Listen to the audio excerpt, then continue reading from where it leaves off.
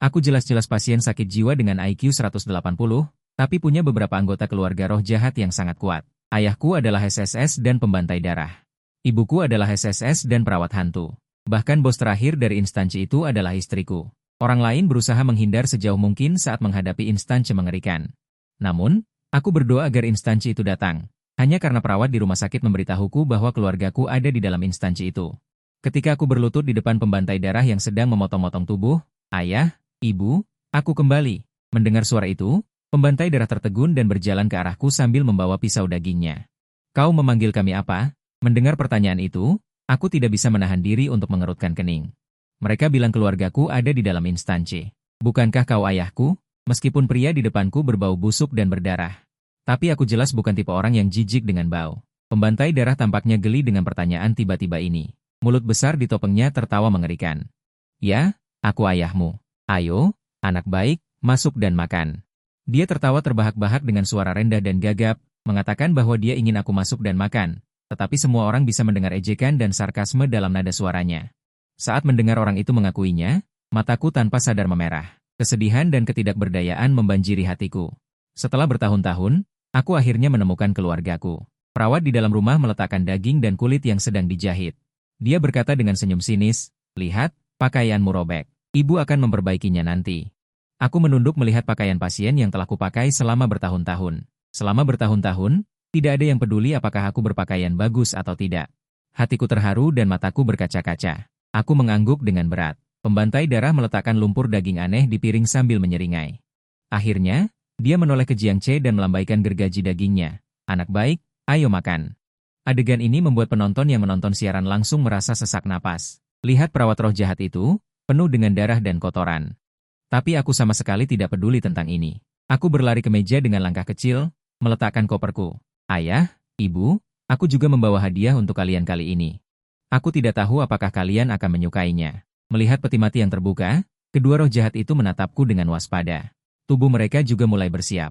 Kupikir akan ada senjata rahasia yang mematikan di dalamnya. Tetapi setelah peti itu dibuka, sebotol anggur yang enak diangkat dan diserahkan kepada pembantai. Pembantai melihat tatapanku yang penuh harapan, dan sedikit kebingungan muncul di matanya.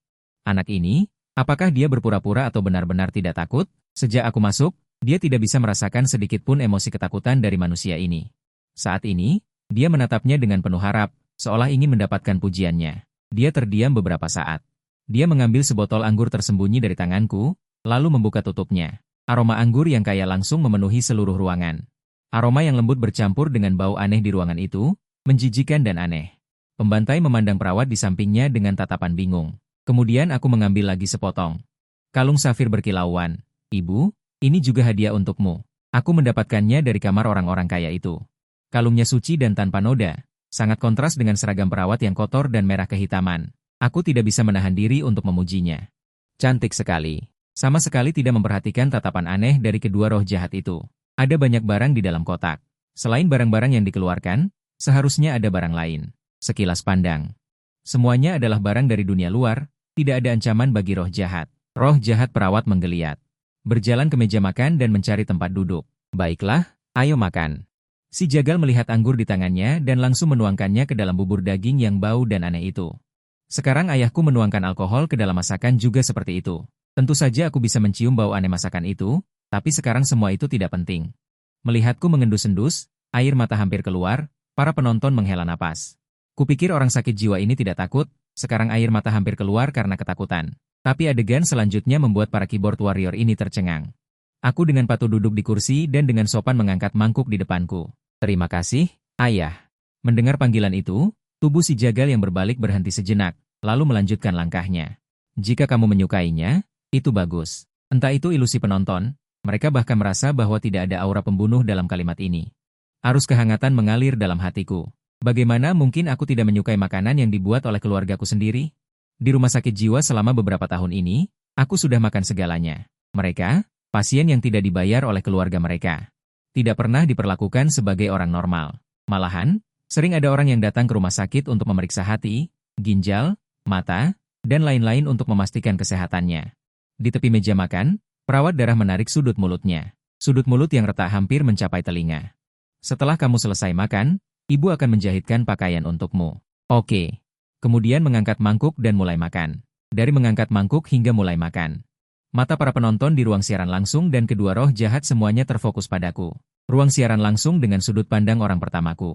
Jumlah penonton telah meningkat menjadi puluhan juta. Semua orang bahkan memberi ruang siaran langsung itu nama panggilan lain, rumah hantu. Semua orang menunggu adegan Jiang Che muntah. Namun, setelah semangkuk habis, aku bersendawa dengan puas. Mengangkat mangkuk kosong di tanganku. Ayah, tambah lagi satu mangkuk. Si jagal yang melihatku makan bahkan tercengang. Awalnya, dia memang memiliki pemikiran bermain rumah-rumahan. Dia pikir itu adalah trik lain dari manusia untuk bertahan hidup. Tapi orang ini berbeda. Anak ini tidak memiliki rasa takut sedikit pun di matanya. Saat dia memanggil ayah dan ayahnya menyetujui, dia lebih bahagia dari siapapun saat dia menghidangkan nasi untuknya. Mata anak itu merah dan hampir menangis. Dia tersentuh setelah memahami emosi ini. Si jagal sendiri terkejut. Makhluk jahat seperti mereka tumbuh dengan menyerap ketakutan manusia. Selama ada manusia dalam jarak tertentu, mereka dapat merasakan bahkan sedikit pun emosi ketakutan. Tapi kali ini berbeda. Dia tidak merasakan aroma familiar dari manusia ini. Mata anak ini merah menyala. Itu adalah sentuhan. Itu adalah kebahagiaan. Itu adalah kegembiraan. Semua emosi ini belum pernah dia rasakan sebagai roh jahat. Ini adalah pertama kalinya dia merasakan bagaimana rasanya emosi kebahagiaan. Emosi ini untuk pertumbuhan roh jahat. Tidak ada bantuan, tetapi ada kecenderungan yang belum pernah dirasakan dunia aneh. Dia bangkit, mengambil mangkuk dari tangan Jiang Che, dan berjalan menuju dapur. Sambil berjalan dia bertanya, "Bagaimana kabarmu selama ini?" Tangan yang sedang mengisi sup berhenti sejenak karena saat dia bertanya tentang masa lalunya. Dia mencium aroma kesulitan, rasa sakit, dan kesedihan lagi. "Aku baik-baik saja selama ini. Meskipun agak sulit, untungnya aku sudah pulang sekarang. Aku ingin keras kepala, tapi aku berpikir bahwa aku tidak perlu berpura-pura kuat sekarang." Tutu terdiam. Rasa pahit dari emosi itu jelas merupakan yang paling mereka sukai dan nikmati. Tapi sekarang aku merasa sangat kesal. "Sudah kenyang?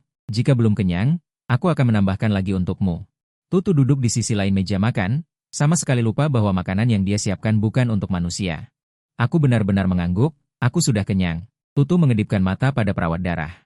"Nanti ibumu akan naik ke atas untuk membersihkan kamar untukmu. Kamu naik dan istirahat dulu." Perawat itu mengangguk dan berbalik naik ke atas. Perubahan emosiku barusan. Dia juga bisa merasakannya. Sebenarnya, sejak awal, saat aku membawakannya kalung, dia bisa merasakan ketulusan di mata Jiang Che. Makanan Blood Butcher selalu sangat buruk. Anak itu masih memakannya sampai bersih. Memikirkan hal ini, mereka menegakkan punggung. Dia sama kasarnya dengan Blood Butcher. Dia langsung menyadari bahwa makanan mereka bukan untuk manusia. Dia harus mengingatkan Blood Butcher nanti. Makan malam nanti harus ada makanan normal. Hanya dengan memikirkannya. Tangannya tanpa sadar berhenti sejenak saat membereskan kamar. Dia tidak bisa menahan diri untuk berpikir. Apa-apaan ini? Dirinya malah membesarkan seorang manusia sebagai anak dengan si pembantai darah. Dia melemparkan tulang belulang kering dan basah yang berserakan di lantai. Ke ruangan lain, baru kemudian menyadari bahwa ruangan itu kosong melompong. Hanya ada sebuah tempat tidur dan sebuah meja. Selain itu, tidak ada apapun. Dia dengan canggung menggaruk kepalanya, membuka pintu dan menuju koridor. Diam-diam mengamati ke bawah, ayah dan anak itu sedang mengobrol di sofa. Kemudian dia membuka jendela dan langsung melompat keluar.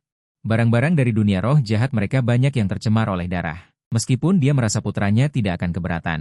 Namun, dia tetap ingin menyiapkan satu set pakaian bersih sebagai cadangan. Dia ingat sebelumnya ada manusia yang memasuki dunia tiruan dan membawa banyak barang untuk merekam. Dulu dia merasa lucu. Manusia-manusia ini datang ke dunia mereka. Pembantai darah dengan gembira mengobrol dan berbicara.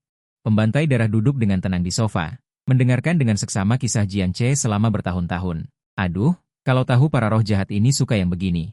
Jika bisa tidak mati, jangankan makan bubur daging itu, makan dupa pun aku rela. Tapi anak ini benar-benar pandai membual. Dia bilang punya uang tak terbatas, banyak gadis mengejarnya. Rumah sakit jiwa babi merah, orang lain mungkin tidak tahu, tapi aku tahu itu sebenarnya tempat memelihara organ tubuh manusia. Pembantai darah tentu tahu aku berbohong. Saat mengatakan ini, emosi yang terpancar adalah kepahitan. Pembantai darah menatap matanya. Dengan serius berkata, "Ayah tahu dulu kamu tidak baik-baik saja. Tapi mulai sekarang ada ayah. Tidak ada yang akan menindasmu." Mendengar kata-kata ini, mataku memerah, aku memalingkan wajah dan menyembunyikan air mata. Pembantai darah merasakan aura kebahagiaan itu. Emosi semacam ini memang tidak bisa membuat mereka menjadi lebih kuat, tetapi tampaknya membuatnya menemukan kembali sedikit kemanusiaan. "Ayah, nanti bolehkah aku pergi jalan-jalan di luar? Aku baru kembali dan belum melihat-lihat sekitar rumah." Mendengar perkataannya, Pembantai darah dengan alami mengangguk. Kemudian mengambil dari laci sebuah gelang yang terbuat dari tulang belulang. Kamu pakai ini saat keluar bermain. Ingat pulang untuk makan malam. Dia juga merasa sangat aneh. Mendengar aku ingin pergi jalan-jalan, reaksi pertamanya bukanlah aku ingin melarikan diri, melainkan benar-benar ingin jalan-jalan. Untuk mengenal lingkungan sekitar, aku mengenakan gelang itu di tangan. Kemudian, diiringi tatapan pembantai darah. Aku berjalan keluar dari villa. Hingga dia berjalan agak jauh, para penonton yang menonton siaran langsung pun tidak melihat. Pembantai darah mengejar keluar. Bukan dia pergi begitu saja? Serius? Pembantai darah tidak mengejar. Apa maksudnya dia memberiku gelang ini? Ini kan barang khusus dari instansi. Kami sudah mencoba berbagai cara, tetapi tetap tidak bisa mendapatkan satupun item berguna. Anehnya, dia malah mendapatkannya begitu saja setelah hanya bermain pura-pura dengan si pembantai darah. Kalian tidak mengerti. Alasan Blood Butcher memberi properti sangat sederhana, kau memberitahu roh jahat lain. Ini mangsaku, jangan ganggu mangsaku, dan gelang itu pasti memiliki aura Blood Butcher. Kemanapun dia pergi, Blood Butcher dapat dengan cepat menemukannya. Setelah meninggalkan rumah, aku berjalan keluar dari gedung kecil, tidak ada konsep kompleks perumahan di sini, dari jauh. Kau bisa melihat berbagai gaya aneh, gaya-gaya ini mewakili berbagai area. Bisa dibilang wilayah roh jahat sendiri, dengan gaya masing-masing. Tak lama kemudian aku tiba di area merah darah. Di sekeliling sini ternyata semua toko, meja, jendela, dan lemari semuanya menampilkan barang dagangan. Berdiri di depan lemari penyimpanan. Aku melihat dengan jelas apa yang ada di dalamnya, ternyata mumi manusia, sekarang dibuat menjadi model. Diletakkan dalam posisi aneh, dipajang di dalam etalase. Aku melihatnya. Mata kering model itu juga melihatku, ternyata masih hidup. Tolong aku. Model itu membuka mulutnya. Selain mata dan mulut, dia tidak bisa menggerakkan anggota tubuhnya sama sekali. Menatap mumi di depannya, aku merasa agak familiar, memegangi daguku dan berpikir sejenak. Baru kemudian aku mengenali mumi ini adalah dokter yang khusus memeriksa mereka di rumah sakit. Melihat pergelangan tangannya, aku ingat dia memakai jam tangan. Sebelumnya ada pasien yang saat diperiksa. Tidak sengaja menyentuh jam tangannya, dan dia langsung membawanya pergi. Mengulurkan tangan menyentuh pergelangan tangannya yang terikat. Melihat adegan ini, penonton di ruang siaran langsung menjadi heboh. Mumi ini baru saja memutar bola matanya. Dan saat berbicara, aku tercengang, tidak menyangka ternyata masih hidup. Aku tahu, ini adalah kelompok mereka, dokter yang memasuki salinan rumah hantu. Begitu masuk, mereka ditangkap dan dijadikan mumi, dipajang sebagai model di lemari, bahkan ingin mati pun tidak bisa. Orang gila ini meskipun otaknya bermasalah, tapi tetap orang baik. Mumi ini masih memiliki beberapa kaki tangan yang mengawasi dari jauh. Tepat ketika semua orang mengira aku akan menyelamatkan mumi dari bingkai. Aku langsung melepas jam tangan dari pergelangan tangannya, dan memasang tali jam di pergelangan tanganku sendiri. Melihatnya ke atas dan ke bawah di bawah cahaya, operasi ini membuat mata mumi itu membelalak lebar, dan semua penonton di ruang siaran langsung terdiam. Penonton sangat tidak mengerti tindakan Jiang Che, kaki tangan di dalam salinan, di gedung kecil yang jauh, juga sangat bingung melihat adegan ini. Siapa orang ini? Seorang pria berjas bertanya, perawat lain menghela napas. Seorang pasien jiwa di rumah sakit kita, melihat keberanianku, dia juga terkejut bahwa roh jahat itu belum menangkapnya. Pasien jiwa ini sangat santai, berjalan sejauh ini di jalan tanpa masalah, bahkan berani membuka perselingkuhan roh jahat. Mereka baru mendarat tidak lama, langsung ditangkap oleh roh jahat, sekarang bahkan tidak berani keluar. Tidak berani menginjak tanah, jika ingin berpindah tempat, mereka hanya bisa mencari cara untuk bergerak melalui lubang bangunan. Karena hanya tanah di dalam bangunan yang aman. Mungkinkah roh jahat menangkap kita bukan karena kita menginjak tanah? Pria lain yang mengenakan pakaian olahraga berbicara. Pria berjas mengerutkan kening. Mungkin saja. Bagaimana kalau kita keluar dan mencoba? Pria berjas mengajukan pertanyaan ini dengan ragu-ragu. Kurasa itu ide bagus. Perawat mengangkat tangannya. Mungkin kita bisa menipunya untuk membukakan pintu bagi kita, atau menjadi penunjuk jalan. Kalau begitu cepat, ayo pergi sekarang. Pria berjas langsung mengejar keluar tanpa berkata apa-apa lagi. Mereka bertiga memang tidak jauh dari sini, hanya beberapa menit untuk mengejar langkahku. Teman, tunggu sebentar. Kamu tidak bisa berjalan dengan santai seperti ini di sini. Ini sangat berbahaya. Pria berjas dengan cepat menghentikanku. Sambil berkata, dia tanpa basa-basi menarikku masuk ke dalam sebuah ruangan kosong di samping. Dua orang lainnya mengikuti dari belakang. Setelah memasuki ruangan, semua orang terengah-engah, menenangkan hati yang gelisah. Teman, namaku Zhaoqi. Ini perawat Xiao ya. Ini saudara Wang Bing. Pria berjas menarik dua orang di sampingnya dan mulai memperkenalkan. Halo, namaku Jiang Che. Aku merasa pernah melihat perawat ini, tetapi tidak terlalu ingat. Perawat Xiao ya sangat memahami situasiku. Selama aku mendengar sesuatu yang berhubungan dengan keluargaku, Aku akan sangat patuh. Seketika, Xiao Ya langsung tahu bagaimana mengendalikanku. Aku tahu di mana keluargamu berada. Mau ikut denganku nanti? Aku menoleh untuk melihatnya, tersenyum sopan. Tidak perlu. Terima kasih. Aku sudah menemukan ayah dan ibuku. Perawat Xiao Ya langsung terkejut. Bukannya begitu? Dari mana dia menemukan keluarganya? Zhao Qi dengan keras memberi isyarat kepada Xiao Ya. Tadi dia masih senang karena Xiao Ya tahu cara mengendalikan orang ini dengan lebih baik, siapa sangka masalah akan langsung muncul. Mendengar perkataanku, Xiao Ya juga cemas, tetapi sekarang bukan waktunya untuk memikirkan hal ini. Dia juga tidak tahu keluarga seperti apa yang ditemukan oleh pasien jiwa bernama Jiang Che ini. Bagaimanapun, pikiran pasien jiwa benar-benar tidak masuk akal. Melihatku hendak pergi, Xiao Ya segera berkata, "Kamu sudah menemukan orang tuamu? Lalu, apakah kamu sudah menemukan istri dan anakmu?" Langkahku terhenti, aku menoleh menatap perawat Xiao Ya. "Benar, di mana istri dan anakku?" Mataku semakin kosong. Ekspresiku semakin aneh. Sebelum menemukan orang tua, selalu ada dua bayangan virtual di benakku yang menyelubungi otakku. Kedua bayangan virtual ini sesuai dengan posisi orang tua di rumah. Setelah Suetu dan yang lainnya mengakui bahwa mereka adalah orang tuaku, bayangan virtual orang tua tanpa wujud di benakku berubah menjadi Suetu dan perawat medis berdarah. Sekarang setelah mendengar Xiao Ya menyebut istri dan anak, aku hanya merasa otakku terbelah, seolah kulit kepalaku akan robek.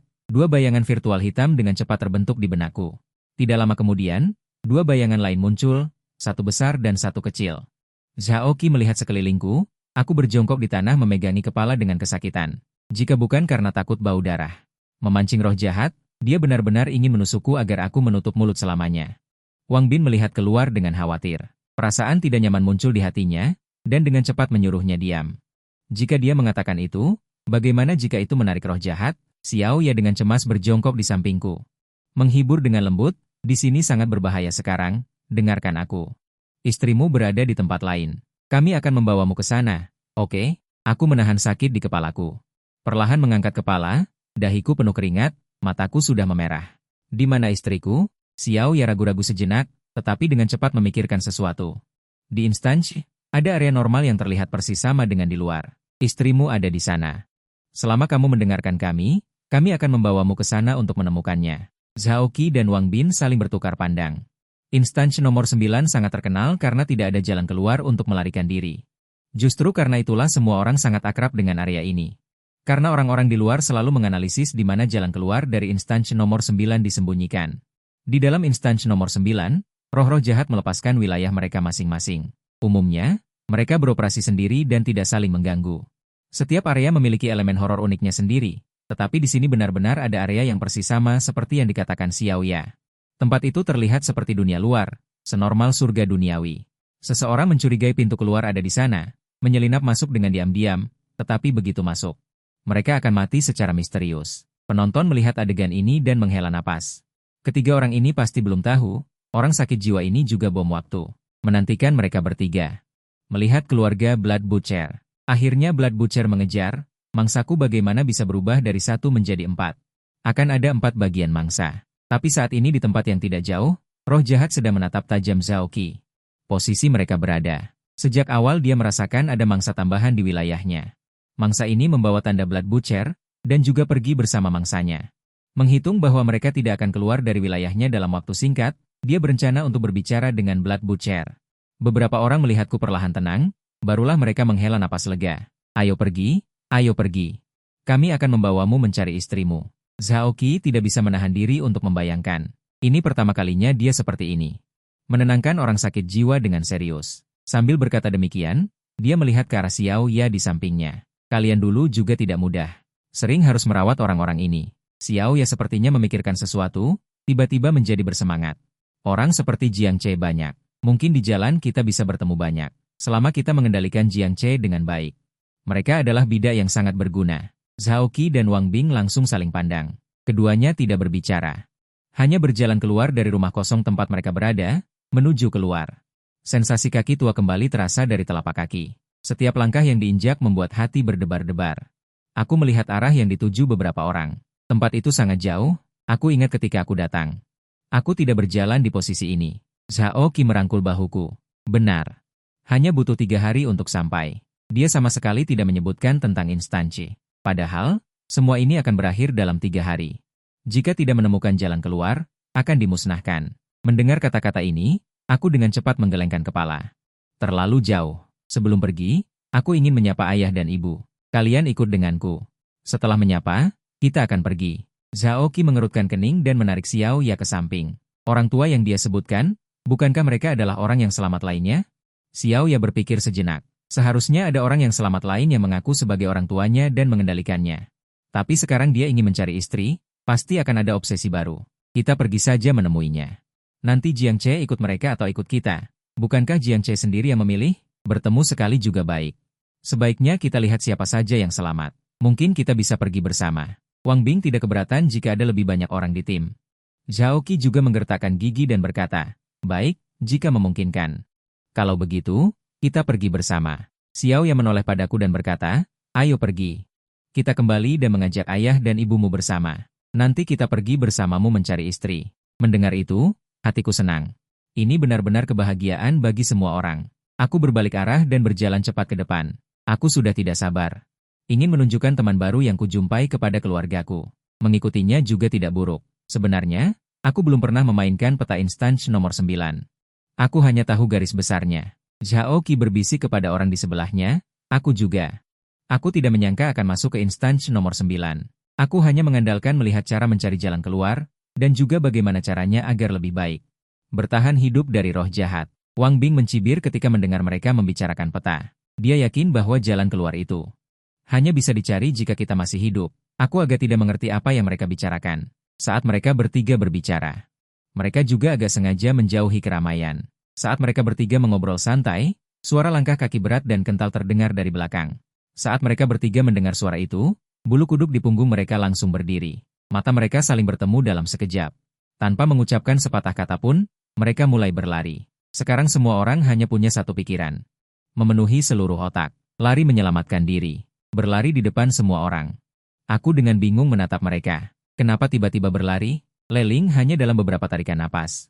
Telah tiba di sisi Jiang Che. Dia menoleh dan melirikku dengan acuh tak acuh, lalu melewatinya. Dia sudah bertanya kepada Suetu.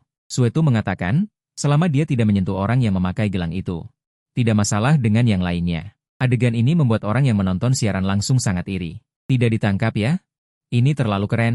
Ketiga orang itu tercengang, kan? Awalnya ingin meninggalkan orang gila itu di belakang untuk menjadi alas. Siapa sangka Leling sama sekali tidak membunuh orang ini. Saat ini aku juga berlari kecil. Orang-orang ini masih ingin mengajakku mencari istri. Aku tidak boleh kehilangan mereka. Saat ini, gaya lukisan di dalam instansi sangat aneh. 3 manusia berlari di depan. Leling dengan santai mengikuti di belakang mereka. Sesekali meluncurkan jaring laba-laba. Melihat mereka berjuang dan berlarian, dia ingin mengatakan betapa bahagianya perburuan ini. Sedangkan aku hanya berlari kecil mengikuti di belakang. Zhao Qi agak kesal. Bukannya Jiang Che itu mati secepat ini? Tidak bisa menahan Leling bahkan sedetik pun. Tetapi jika dia melihat ke belakang, dia akan menyadari bahwa orang yang mereka katakan tidak bisa menahan bahkan sedetik pun. Jiang Che dari Leling mengikuti Leling dengan erat, ketika seutas benang babi menempel di tumit Zhao Qi. Dia benar-benar tidak bisa menahannya. Dia melihat Wang Bing yang berlari paling depan, mengeluarkan pistol dari sakunya. Xiaoya secara alami melihat tindakan Zhao Qi, tetapi dia menutup mulutnya dan tidak berbicara. Satu Jiang Che jelas tidak bisa memuaskan di belakang. Nafsu makan Leling. Jika Wang Bing tidak mati, maka yang mati hanyalah dirinya sendiri. Saat Zhao Qi mengeluarkan pistolnya, penonton di ruang siaran langsung tidak bisa menahan napas. Jadi sebenarnya banyak orang membawa senjata masuk ke Hukou. Targetnya sama sekali bukan Leling. Hukou sudah lama dibuka. Jumlah pembunuhan antara manusia dan Leling bisa dibilang 50-50. Saat berbicara, semua orang sangat iri pada Jiang Che. Berpikir bahwa dia seperti ini juga cukup baik. Buka bintang sebelum mati, seperti tur 3 hari Hukou. Detik berikutnya hanya terdengar 2 suara tembakan. 2 wajah tengkorak berdarah muncul di betis Wang Bing. Wang Bing kehilangan keseimbangan dan seluruh tubuhnya langsung jatuh ke tanah. Melihat dia jatuh ke tanah, Zhao Qi dengan cepat menarik kembali pistolnya dan berlari melewatinya dengan panik. Ketika perawat Xiaoya melewati sisi Wang Bing, hanya menunduk dan melihat mata yang penuh dengan kebencian. Zhao Qi, kau bajingan. Semoga kau mati dengan buruk. Wang Bing meraung histeris, wajahnya merah karena kotoran. Ada emosi yang tidak bisa dilampiaskan dalam suaranya. Leling berjalan ke sisi Wang Bing dan terkekeh pelan. Kemudian membungkuk dan mengambilnya, menggenggamnya di tangannya. Dia tidak melanjutkan pengejaran. Emosi ini tadi sudah cukup. Kebencian, amarah, balas dendam. tidak melihat Jiang Che di belakangnya. 8 kaki seperti laba-laba memanjat dinding. Hanya dalam beberapa tarikan napas, dia menghilang di suatu tempat. Suara langkah kaki yang berat dan berantakan di belakang tiba-tiba menghilang. Zhao Qi dan keduanya baru berani melihat ke belakang, menemukan laba-laba itu. Setelah Leling menghilang, dia menghela napas lega, dengan cepat bersembunyi di rumah di samping. Perawat Xiaoya meliriknya dengan waspada, tetapi tidak menyebutkan bahwa dia baru saja menembak. Zhao Qi menepuk dadanya. Setelah sekian lama, napasnya menjadi tenang. Leling menangkap 2 orang. Sepertinya dia tidak akan muncul dalam waktu singkat. Kenapa kalian lari begitu cepat? Aku hampir tidak bisa mengejar. Aku mengikuti jejak kaki dan memasuki ruangan. Aku meletakkan tangan di kusen pintu dan terengah-engah. Kelompok orang ini berlari seperti orang gila. Aku hampir tertinggal. Aku berlari lambat, dan pandanganku terhalang oleh tubuh Leling. Hanya mendengar 2 suara tembakan. Kemudian melihat 2 lubang muncul di betis salah satu orang. Darah mengalir deras, orang berkaki babi itu membawa orang pergi. Seharusnya untuk diobati. Terlihat orang-orang di sini kebanyakan baik hati. Mendengar suaraku, mereka berdua menoleh dengan cepat ke arah pintu. Mata mereka terbelalak lebar, seperti melihat hantu. Zhao Qi tanpa sadar mundur 2 langkah. Kau masih hidup. Dia mengamati Jiang Che dari atas ke bawah. Kupikir aku sudah bersusah payah melarikan diri dari tangan roh jahat, tapi ternyata seluruh tubuhmu bahkan tidak berdebu. Perawat Xiao yang menenangkan diri. Menelan ludah. Tadi, roh jahat laba-laba itu. Bagaimana kau bisa lolos darinya? Laba-laba, mendengar kata itu, aku langsung tahu siapa yang mereka maksud. Kenapa kalian melarikan diri? Kalian lari begitu cepat sampai aku tidak bisa mengejar. Zhao Qi memijat pelipisnya. Semakin lama dia semakin tidak mengerti apa yang dikatakan orang gila ini. Tidak bisa mengejar? Apa kau mengejar kami? Iya. Kalian lari terlalu cepat. Aku sudah mengejar kalian lama sekali. Paman pasti ingin kalian tidak lari. Agar tidak jatuh. Tapi sudah terlambat memperingatkan, seseorang sudah terluka. Paman juga membawa orang untuk diobati. Tunggu sebentar, dia tidak menangkapmu? Zhao Qi merasa pandangan dunianya terguncang. Aku berkata tanpa daya. Aku selalu mengejar kalian dari belakang, hampir saja kehilangan jejak. Kalian juga sudah berjanji untuk membawaku mencari Pak Tua. Zhao Qi menepuk pahanya. Aku mengerti. Aku tahu cara bertahan hidup di ruang bawah tanah jubah hantu. Dia berbicara dengan penuh semangat, hampir gila. Tidak boleh lari.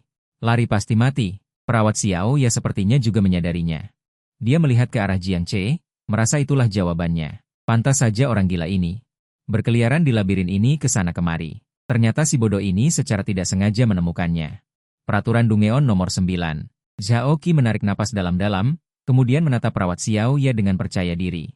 Setelah ini, kita jalan bersama. Sekarang aku sudah menemukan aturan Dungeon ini, aku pasti akan membawa kalian semua selamat. Saat lapangan perburuan Gui muncul di dunia nyata, kita masih perlu bekerja sama. Xiao ya awalnya mengira dia punya niat tersembunyi. Tapi mendengar dia berkata perlu mencari kerjasama saat lapangan perburuan muncul, Xiao ya langsung mengerti bahwa kematiannya tidak akan menguntungkannya. Setiap orang yang selamat dalam permainan itu, kondisi fisik juga akan meningkat. Selain itu, mengumpulkan properti dari Dungeon terlalu lambat jika dilakukan sendirian. Selain itu, penggunaan item duplikat juga memiliki banyak efek samping. Tubuh seseorang akan kesulitan menanggungnya. Xiao ya langsung mengubah ekspresinya. Kak Zhao, aku pasti percaya padamu. Setelah kita kembali hidup-hidup kali ini, kita akan menjadi rekan yang bisa mempertaruhkan nyawa. Meskipun aku tidak mengerti apa yang mereka katakan. Tapi aku tetap bertanya, jadi, kenapa kalian lari? Hampir saja aku tidak bisa mengejar. Tidak lari, tidak akan lari lagi setelah ini. Zhao Qi menepuk bahu Jiang Che. Anak ini pasti bintang keberuntungannya. Bersamanya, dia telah menemukan terlalu banyak aturan. Iblis laba-laba merasakan bahwa mereka bertiga mulai bergerak maju di atas salju. Dia melirik ke arah. Tepat ke arah keluarga darah. Hanya dengan sekali pandang, dia menarik kembali pandangannya. Karena dia sudah berjanji dengan darah untuk tidak saling mengganggu, bahkan jika mangsa lari ke wilayah orang lain. Sementara Wang Bing di bawah kakinya secara bertahap berubah menjadi mumi di bawah pembungkusnya yang kejam. Mata Wang Bing juga penuh keputusasaan. Di saat-saat terakhir hidupnya, dia mendengar suara serak dan melengking dari atas kepalanya. Apakah kamu ingin membalas dendam? Iblis laba-laba itu menatapnya dengan sinis. Aku akan melepaskanmu. Kamu pergi dan bawa mereka ke hadapanku. Kalian akan mati bersama. Bagaimana? Mata Wang Bing tiba-tiba menjadi garang. Dia tidak lagi berharap untuk hidup. Dia hanya ingin Zhao Qi ikut mati. Saat ini, aku membawa mereka berdua menuju jalan yang kami lalui sebelumnya. Pemandangan di depan juga secara bertahap mulai berubah. Zhao Qi berbisik pelan, tak disangka dia benar-benar mengakuinya. Perawat Xiao yang mengikuti di belakang, melihat sekeliling dengan curiga. Di sini seharusnya aman, kan? Anak ini sepertinya tidak takut sama sekali. Di mana orang tuamu? Zhao Qi menyentuh pistol yang disembunyikannya. Sekarang dia akan bertemu dengan tim lain. Dia merasa seharusnya dia bisa berada di atas angin. Aku berjalan menuju gedung terbesar di tengah. Seharusnya di rumah, kan? Semakin aku berjalan ke arah rumah, semakin bahagia aku. Nanti aku bisa memberitahu orang tuaku bahwa aku akan mencari istri. Orang tuaku pasti juga akan senang. Xiao Ya dan Zhao Qi saling bertukar pandang. Setelah memasuki area ini, mereka berjalan dalam garis lurus. Sebelumnya, di wilayah iblis laba-laba, mereka tidak berani berjalan lurus seperti ini. Mereka hanya berani mengitari perimeter sedikit demi sedikit. Sebelumnya, belum ada penyintas yang benar-benar memahami aturan ruang bawah tanah 9. Sepertinya aturan salinan lain yang diam-diam disembunyikan agar tidak ditemukan oleh Leling sama sekali tidak cocok untuk digunakan di sini. Semakin Zhao Qi berpikir, semakin dia merasa apa yang dia katakan sangat akurat, tempat ini langsung dan terus terang. Misalnya, ketika bertemu Leling, jangan lari. Saat memasuki setiap area, jangan berputar-putar, langsung saja. Inilah aturan Dungeon. Zhao Qi melihat Shen Ye berjalan di depan, lalu menertawakan dirinya sendiri. Tanpa diduga, para pencari nafkah ini bersembunyi dengan hati-hati di sini, tidak sebaik orang gila ini yang tidak punya otak dan menerobos masuk. Tunggu sebentar saat bertemu orang lain, terlepas dari apakah kita bersekutu atau tidak, anak ini memiliki sedikit keberuntungan. Aku menunjuk ke sebuah bangunan kecil di kejauhan. Sebentar lagi sampai, rumahku ada di sana. Zhao Qi melihat ke gedung di depan, dan berkata dengan suara rendah, aku tahu tempat ini. Dulu, ada penyintas yang setelah masuk ke Dungeon langsung mendarat di sini, dan saat mendarat, mereka langsung menemukan kunci. Tetapi tidak ada seorang pun yang pernah membuka pintu itu. Perawat Xiao Ya tidak bisa menahan diri untuk menarik pakaian Zhao Qi. Apakah akan ada bahaya? Seharusnya tidak, semua orang tidak berani membuka pintu itu, anak ini berani membukanya. Ini memvalidasi aturan yang aku simpulkan sebelumnya. Dungeon ini cocok untuk gaya bermain langsung dan lugas. Semua orang mengira tempat ini berbahaya. Faktanya, di dalamnya aman, melihat Zhao Qi menganalisis dengan cermat langkah demi langkah. Rentetan komentar sudah diam, aku membawa mereka berdua ke depan gedung kecil itu, dan mengulurkan tangan untuk mengetuk pintu. Ayah, ibu, aku kembali, dengan kegembiraan yang tidak bisa disembunyikan di mataku. Memikirkan bahwa setelah menyapa dokter, aku bisa pergi mencari istriku. Aku bersemangat, pintu depan perlahan terbuka. Sosok darah munafik muncul di balik celah pintu. Saat itu, Zhao Qi hanya merasa seluruh tubuhnya berkeringat. Udara dingin naik dari telapak kakinya langsung ke atas kepalanya, tangan yang memegang pistol terus bergetar, dan penonton yang menonton siaran langsung juga merasa sedikit sesak. Jika aku jadi Zhao Qi, aku akan sangat ketakutan hingga jiwaku melayang. Aku akhirnya tahu mengapa darah munafik tidak membunuh orang gila ini. Ini jelas anak kecil. Semua orang belum membahas hasilnya, mereka mendengar suara tembakan di ruang siaran langsung, kekuatan peluru langsung mengenai kepala darah munafik. Kepalanya menengadah ke belakang, asap hitam mengepul dari antara alisnya, Zhao Qi menggertakkan giginya. Tangan yang memegang pistol bergetar, dia tidak tahu bagaimana menggambarkan aktivitas psikologis saat membuka pintu tadi. Dia hanya tahu, jika Leling tidak mati, yang mati adalah dirinya sendiri. Tetapi aku di depannya sudah gila, mendengar suara tembakan dari belakangku, lalu melihat lubang hitam muncul di antara alis darah munafik. Menyesal, kesal, marah. Banyak emosi muncul di benakku dalam sekejap, aku berbalik dan mencekik leher Zhao Qi. Mataku membelalak. Bangun dengan sadar dan tiba-tiba, aku akan membunuhmu dengan satu tendangan. Xiao Ya mundur 2 langkah. Adegan di depannya sudah membuatnya hancur. Dia terus mundur. Sekarang dia hanya ingin memanfaatkan kesempatan, anjing makan anjing, ini. Cepat pergi. Sebelum pergi, dia melihat wajah Zhao Qi yang berwarna merah hati. Perlahan mengangkat pistol, membidik pelipisku. Penonton yang menonton siaran langsung terdiam. Siapa bilang orang gila itu bodoh? Aku rasa orang gila sama sekali tidak bodoh. Dia bahkan tahu cara melindungi istrinya. Anjing makan anjing, pemenang terakhir ternyata perawat kecil itu. Bukan. Saudara-saudara, kalian sepertinya melupakan satu hal, senjata api seperti pistol. Sama sekali tidak bisa melukai Leling. Benar saja, tepat ketika moncong pistol akan membidik pelipis Jiang Che. Sebuah tangan mencengkeram moncong pistol Zhao Qi. Terlihat 2 jari perlahan menyatu. Moncong pistol yang semula utuh pun langsung tertekan hingga berubah bentuk. Blood Butcher menepuk kepalaku. Sudah, aku tidak apa-apa. Dia bisa merasakan emosiku. Kemarahan dan penyesalan sesaat itu bukanlah palsu. Ini memang pantas menjadi putranya sendiri. Dia mengulurkan tangan untuk mencengkeram kepala Zhao Qi, dan melirik Xiao Ya yang ingin melarikan diri. Sesaat tatapan dingin itu tertuju padanya. Hanya dengan satu lirikan, dia berhenti. Bawa teman masuk untuk makan. Urusan dengan orang jahat ini biar aku yang urus. Dia melihat Xiao Ya dan Jiang Che, memberi isyarat agar mereka masuk ke dalam rumah. Aku menyeka sudut mataku yang basah. Benar-benar tidak apa-apa, ini semua salahku. Seharusnya aku tidak membawa orang sembarangan pulang. Blood Butcher mendorongku masuk ke dalam rumah. Tidak apa-apa. Kamu benar-benar anak yang baik. Mereka semua jahat. Xiao Ya dengan panik mundur. Ingin melarikan diri. Seorang perawat wabah darah muncul di belakangnya, meraih pakaian di punggungnya. Pergilah, masuk ke dalam. Semua orang sedang menunggu. Blood Butcher memegang kepala Zhaoqi dengan satu tangan, menyeretnya menuju taman. Hingga setelah berjalan agak jauh. Dia sedikit mengerahkan tenaga pada jarinya. Darah langsung menyembur kemana-mana. Setelah melakukan hal ini, dia tidak langsung pulang. Dengan beberapa kilatan, dia menghilang. Kedua mangsa ini adalah milik tetangga sebelah. Baru saja tidak bisa menahan diri untuk membunuh satu, tentu saja perlu mencari mangsa lagi untuk diberikan kepada orang lain. Saat ini, di dalam rumah kecil yang berdiri sendiri, Xiao Ya ketakutan sejak ditangkap dan dibawa ke sini. Dia tidak berani bergerak sama sekali. Dia melihat layar di depannya. Matanya penuh ketakutan. Saat ini, aku duduk di sofa dengan wajah penuh penyesalan. Menundukkan kepala dengan kesal, apakah ayah belum kembali? Sesekali melihat ke arah pintu. Perawat darah menuangkan segelas air dan memberikannya kepadaku, dia akan segera kembali. Dia pergi mengembalikan barang kepada temannya. Xiao Ya duduk di kursi tanpa bergerak. Jika ada hal yang lebih aneh daripada aku memanggil orang tua iblis, itu adalah perawat darah ini memberiku segelas air bersih. Air jernih yang murni dan transparan tidak sesuai dengan segala sesuatu di sini. Perawat darah melirik ke arah Xiao Ya. Aroma ketakutan manusia ini telah memenuhi seluruh ruangan. Apakah ini temanmu? Dia bukan temanku, tapi dia tahu di mana istriku. Katanya dia akan membawaku mencari istriku. Kamu punya istri? Perawat darah juga terkejut, lalu mengerutkan kening. Kalau begitu, kamu harus segera pergi mencarinya. Di sini tidak aman. Dia merasa dirinya murni karena cinta pada istrinya. Meskipun belum pernah bertemu gadis itu, dia tidak ingin dia mati di luar sana begitu saja. Dia menatap perawat Xiao Ya dengan curiga. Kamu tahu di mana? Ya, kita sudah sepakat di mana akan bertemu sebelumnya.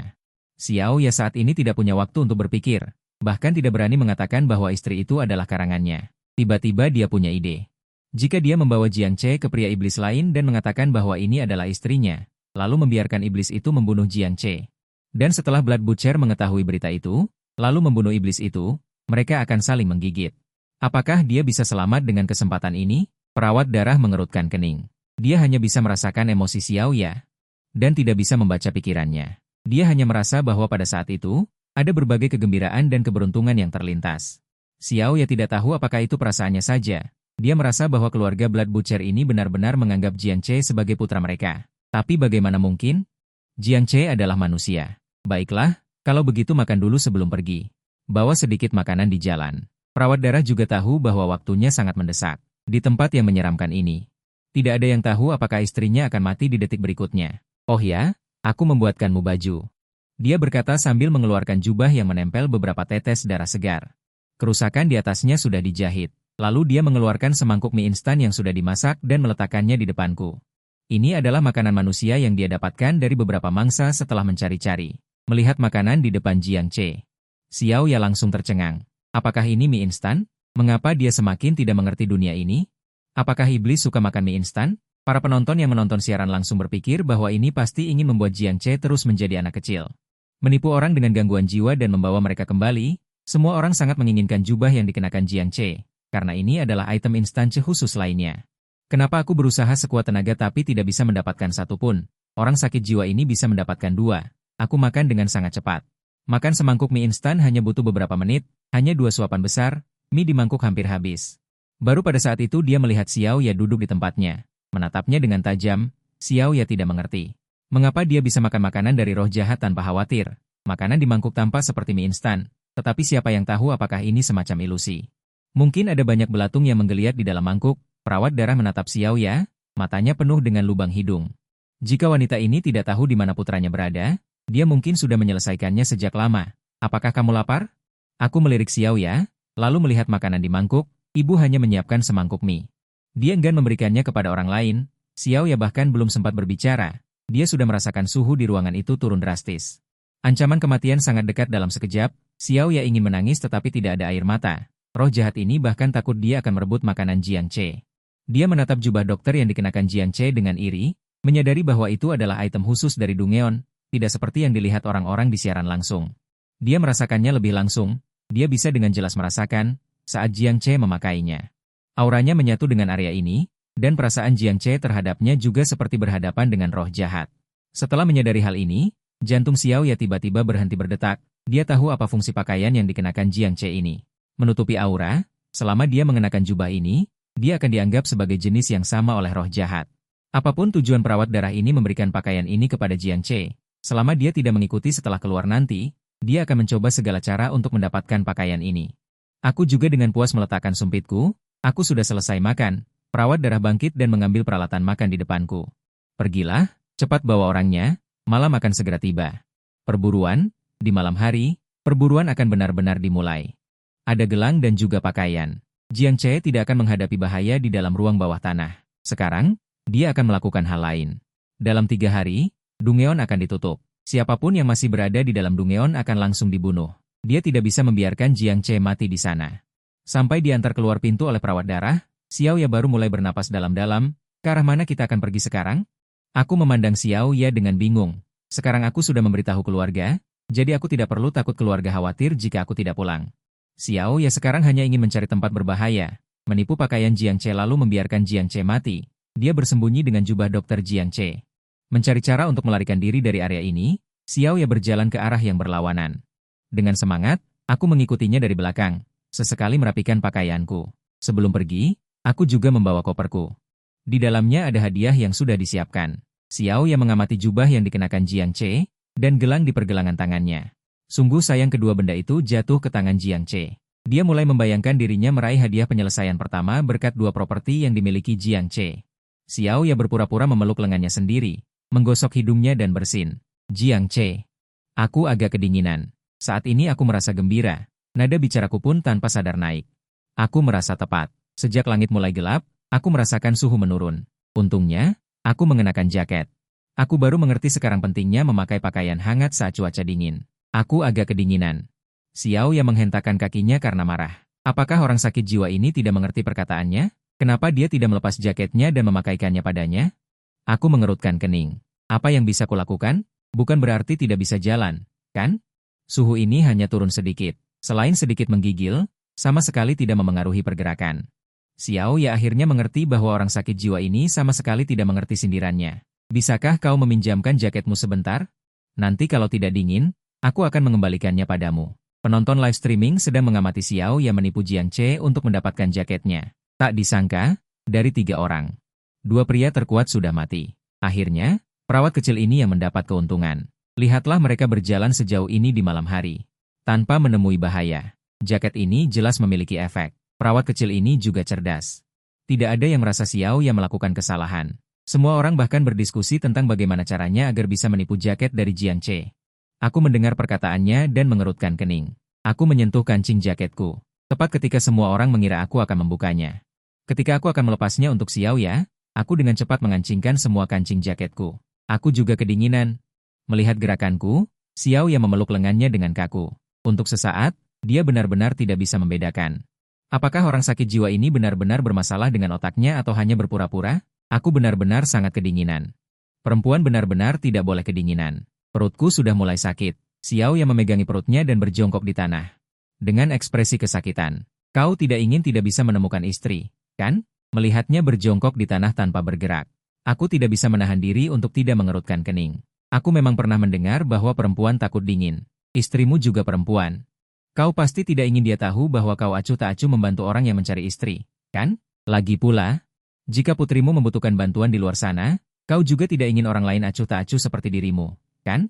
Mendengar perkataan ini, aku terpaksa membuka kancing jubahku. Mata Xiao Ya dipenuhi dengan kegembiraan yang tak bisa disembunyikan. Jubah ini bisa membantu manusia menyembunyikan aura. Dia sudah bisa tanpa rasa takut menghadapi kekuatan jahat apapun, bahkan bisa dengan berani mencari jalan keluar dari instansi nomor 9. Memikirkan itu, dia gemetar kegirangan. Setelah melepas jubah luarnya, gerakanku tidak berhenti. Aku mulai melepas baju pasien yang kupakai di dalam. Yang ini lebih hangat dan tebal, yang luar ini berangin dan tidak hangat. Sambil berkata begitu, aku menyerahkan baju pasien yang baru saja kulepas dan mengenakan kembali jubah luar. Melihat pakaian yang disodorkan di depannya, Xiao Ya benar-benar hancur. Orang normal memberikan pakaian kepada orang lain. Biasanya memberikan jaket. Orang sakit jiwa ini malah melepas baju dalamnya, padahal sikapnya tulus. Tidak bisa menemukan kesalahan sedikit pun. Kalau masih kedinginan, kita hanya bisa pulang dulu. Untungnya kita belum berjalan terlalu jauh. Pulang bisa mencari di rumah, apakah ada pakaian tebal yang cocok untukmu? Mendengar perkataan ini, Xiao Ya langsung terdiam. Kalau dia kembali, perawat darah itu pasti akan mencabik-cabiknya hidup-hidup. Tidak dingin, tidak dingin. Ayo pergi, aku akan membawamu mencari istri dan putriku. Penonton yang sedang menonton siaran langsung melihat layar itu. Semua orang tercengang. Aku seorang dokter. Tatapan Jiang Che itu jelas tulus. Dia benar-benar merasa jubah luar tidak sehangat baju dalamnya. Perawat kecil itu mungkin sudah kehilangan akal. Carilah cara untuk membunuh Jiang Che. Siapa yang masuk ke dalam instansi tidak seperti orang yang cerdas? Kalau-kalau di tengah jalan bertemu orang lain. Dengan cepat semua orang bisa menganalisis bahwa baju Jiang Che itu tidak biasa. Xiao Ya tidak berhasil mendapatkan jaket. Dalam kekuatan, dia tidak berani memastikan serangan mematikan. Dia sekarang sama seperti penonton, sedang merencanakan bagaimana membunuh Jiang Che terlebih dahulu. Setelah berjalan lebih dari 2 jam di malam yang gelap, Xiao Ya merasa ada bayangan di kejauhan yang terus mengikuti mereka berdua. Seperti hantu yang terus menghantui. Tetapi ketika dia melihat dengan saksama, tidak ada apapun di sana. Xiao Ya mendekat ke posisi Jiang Che beberapa kali. Apa kau melihat ada orang di sana? Aku juga ikut melihat ke arah yang ditunjuknya. Melihat sekeliling, baru menyadari tanpa sadar sampai di area pemakaman yang khusus. Dan posisi yang ditunjuk Xiao Ya. Samar-samar bisa melihat sesosok tubuh bersembunyi di dalam kabut. Apa kau melihatnya? Apakah ada orang di sana? Xiao Ya mendekat ke sisi Jiang Che, dengan bersemangat berbicara, tetapi tidak berani terlalu keras. Sepertinya ada. Aku hanya melihat sekilas lalu menarik kembali pandanganku. Sekarang ada urusan penting yang harus dilakukan. Tidak ada rencana untuk mencari teman juga. Tapi orang lain berjalan di jalan mereka, kita berjalan di jalan kita. Jalan ini bukan aku yang membangunnya. Xiao Ya sedikit speechless. Dia benar-benar ingin membuka kepala Jiang Che untuk melihat apa yang ada di dalamnya. Benda apa sebenarnya itu? Awalnya mengira mereka berdua cukup aman, sekarang sepertinya sudah ada roh jahat yang mengincar mereka berdua. Hanya waspada dan belum bertindak. Otaknya berputar cepat, sebuah rencana terbentuk di benaknya. Kemudian dia berkata, dia bukan orang baik. Sebelumnya, aku hanya memberitahumu tentang istrimu. Aku tidak memberitahumu tentang putrimu karena putrimu diculik oleh orang dalam kabut tadi. Aku tidak memberitahumu karena aku takut kau sedih. Penculikan, 2 kata ini seperti palu godam. Langsung menghantam dadaku. Aku tiba-tiba bangkit dan melihat sekeliling. Bayangan hitam dalam kabut itu sudah menghilang. Aku cemas dan tanpa sadar berlari beberapa langkah ke arah itu, tetapi Xiao Ya menarikku kembali. Jika kau menyerbu dengan gegabah seperti ini, bukankah itu sama saja dengan membangunkan ular? Bagaimana kau bisa menyelamatkan orang? Itu akan membuat pihak lain waspada, dan mungkin akan berkeliaran dengan bebas. Tidak ada lagi sosok manusia di sekitarnya. Xiao Ya tidak akan membiarkan Jiang Che mengejar. Aku menghentikan langkahku. Lalu, menurutmu apa yang harus kulakukan? Aku sangat mempercayai Xiao Ya karena banyak hal yang tidak kuketahui diberitahukan oleh Xiao Ya. Xiao Ya menarikku untuk bersembunyi di sudut. Setelah memastikan tidak ada orang di sekitar, dia baru berbicara dengan suara pelan.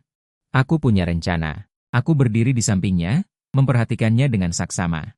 Tidak ingin melewatkan satu kata pun yang dia katakan. Xiao Ya memutuskan untuk sangat kejam pada dirinya sendiri.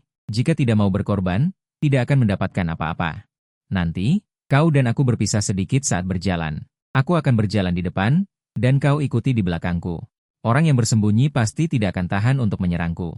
Saat itu, kau langsung menyerbu dan bunuh dia. Xiao Ya memutuskan untuk mengambil risiko. Dia ingin memicu perselisihan antara Jiang Che dan arwah jahat. Menggunakan diri sebagai umpan. Apakah itu tidak berbahaya bagimu? Aku ragu sejenak. Membiarkan orang lain menjadi umpan untuk membantu menyelamatkan putriku. Hati nuraniku sedikit terganggu. Apa yang lebih penting daripada anak? Kita orang dewasa. Paling-paling hanya terluka. Asalkan kau berusaha sekuat tenaga. Melindungiku dengan sepenuh hati, maka aku tidak akan menyesal.